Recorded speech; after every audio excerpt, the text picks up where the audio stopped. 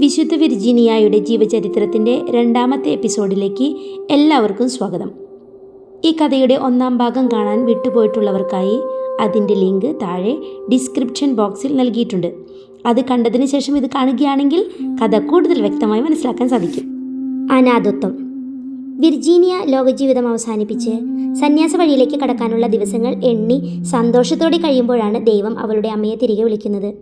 പിന്നീട് പിതാവ് ജോർജോ ചെന്തൂരിയോണെ 3ാമതും വിവാഹിതനായതോടെ ആ പെൺകുട്ടി തൻ്റെ ആഗ്രഹങ്ങളും സങ്കടങ്ങളും ഉള്ളിലൊതുക്കി പൂർണ്ണമായും ഒറ്റപ്പെട്ടു.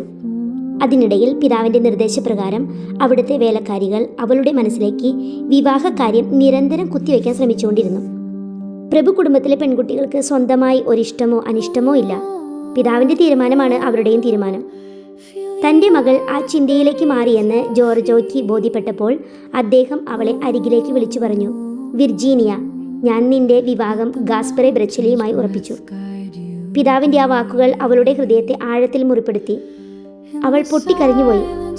ജോർജോയ്ക്ക് മകളോട് അതിയായ സ്നേഹമുണ്ടായിരുന്നിട്ടും അദ്ദേഹത്തിൻ്റെ മനസ്സലിഞ്ഞില്ല. അവളെ വിവാഹം കഴിപ്പിക്കാൻ തന്നെ അദ്ദേഹം ഉറപ്പിച്ചു.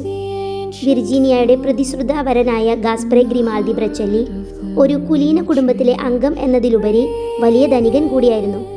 കുടുംബത്തിൻ്റെ പദവിക്ക് അനുയോജ്യമായ രീതിയിൽ അങ്ങേയറ്റം ആഡംബരത്തോടെ കല്യാണം നടത്താൻ തീരുമാനിച്ചു. ദൂരദേശങ്ങളിൽ നിന്ന് സ്വർണവും രത്നങ്ങളും വില പിടിപ്പുള്ള പട്ടുതുണികളും എത്തിക്കാൻ തുടങ്ങി. ഏറ്റവും മനോഹരമായ തയ്യൽ വേലകളും അലങ്കാരങ്ങളും ചെയ്യാനായി മികച്ച കരകൗശല വിദഗ്ധരെ ഏൽപ്പിച്ചു. 1602 അവസാനത്തോടെ എല്ലാ ഒരുക്കങ്ങളും പൂർത്തിയായി. തൻ്റെ ജീവിതത്തിൽ ആദ്യമായി വിർജീനിയ തലമുടി അലങ്കരിക്കാനും സുന്ദരമായ മുഖത്ത് മേക്കപ്പ് അണിയാനും സമ്മതിച്ചു. എന്നാൽ വധുവായി പുറത്തേക്ക് ഇറങ്ങുന്നതിന് മുൻപ് യേശുക്രിസ്തുവിൻ്റെ കുരിശിൻ്റെ രൂപത്തിന് മുന്നിൽ പ്രാർത്ഥിച്ച് അനുഗ്രഹം വാങ്ങാനായി അവൾ സ്വന്തം മുറിയിലേക്ക് മാറി. അവൾ മുട്ടുകുത്തി പ്രാർത്ഥിക്കാൻ തുടങ്ങിയതേയുള്ളൂ. അതിനു മുൻപ് യേശുവിൻ്റെ ശക്തവും സങ്കടവും നിറഞ്ഞതുമായ ഒരു ശബ്ദം അവളുടെ ഉള്ളിൽ മുഴങ്ങി, വിർജീനിയ, നീ ഒരു പുരുഷന് വേണ്ടി എന്നെ ഉപേക്ഷിക്കുകയാണോ? തൻ്റെ പ്രിയപ്പെട്ടവൻ്റെ ആ ശബ്ദം അവളുടെ ഹൃദയത്തിലേക്ക് ആഴ്ന്നിറങ്ങി. അവൾ നിയന്ത്രണം വിട്ട് കരയാൻ തുടങ്ങി. കണ്ണുനീരുകൊണ്ട് അവളുടെ മുഖത്തെ മേക്കപ്പും കല്യാണ വസ്ത്രവും പൂർണ്ണമായി നനഞ്ഞു കുതിർന്നു.